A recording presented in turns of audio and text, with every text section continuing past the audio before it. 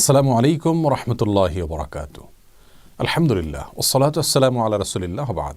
সুপ্রিয় দর্শক শ্রোতা ভাই বোন, আজ আমরা কথা বলবো একটি গুরুত্বপূর্ণ মাসআলা নিয়ে কোরবানি প্রসঙ্গে, আর তা হলো একটি গরুতে একাধিক ব্যক্তি কোরবানি করতে পারবে কিনা, একাধিক ব্যক্তির পক্ষ থেকে একটি গরু যথেষ্ট হবে কিনা, সর্বোচ্চ 7 জন ব্যক্তি একটি গরুতে বা একটা ওটে অংশগ্রহণ করতে পারেন কোরবানির ক্ষেত্রে, সেটি বিশুদ্ধ কিনা, এ বিষয় নিয়ে বেশ কয়েক বছর ধরে বিতর্ক আমরা দেখতে পাচ্ছি।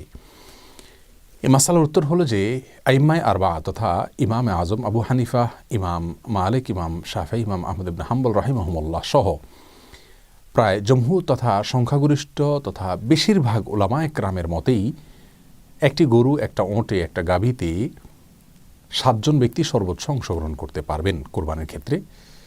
আর এ বিষয়টিতে বাংলাদেশের যে সমস্ত উলামায়ে কেরাম রয়েছেন প্রায় সবাই একমত, বিচ্ছিন্নভাবে 1-2 জন বাদে, হাতে গোনা কয়েকজন বাদে। আর সৌদি আরবের স্কলারদের মধ্য থেকেও যারা রয়েছেন সর্বোচ্চ উলামা পরিষদের সদস্য এবং বড় বড় উলামায়ে কেরাম, তারাও এই বিষয়ে একমত। অর্থাৎ বিশুদ্ধতম মত হলো একটি গরুতে বা একটি ওটে সর্বোচ্চ 7 জন ব্যক্তির পক্ষ থেকে কোরবানি দেওয়া যায়। যদিও এ বিষয়ে কারোর কোনো দ্বিমত নাই যে একটি পশুতে একাধিক ব্যক্তি অংশগ্রহণ না করে একাকী কোরবানি দেওয়া উত্তম।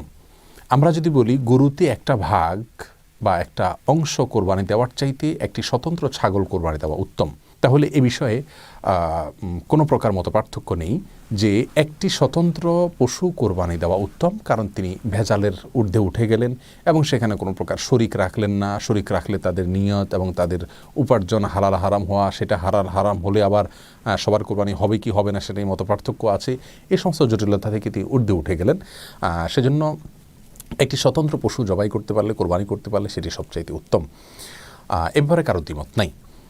আর যারা এ ব্যাপারে দ্বিমত পোষণ করেন তারা যুক্তি হিসাবে দেখান যে রাসূল করিম সাল্লাল্লাহু আলাইহি সাল্লাম থেকে জাবের ইবনে আব্দুল্লাহ রাদিয়াল্লাহু তাআলা আনহু যে হাদিস বর্ণনা করেছেন, যেটি সহিহ মুসলিম সহ বিভিন্ন হাদিস কিতাবে আসছে, সেখানে হজের মৌসুমে বা মুসাফির অবস্থায় রাসূল আকরাম সাল্লাল্লাহু আলাইহি সাল্লাম গরু এবং ওটে 7 ব্যক্তিকে অংশগ্রহণ করার কথা বলেছেন। তারা বলে থাকেন যে এটি সফরের জন্যই খাস, সফরের বাইরে নবী সাল্লাল্লাহু আলাইহি সাল্লাম সাধারণ অবস্থাতে এরকম কোনো কথা বলেননি।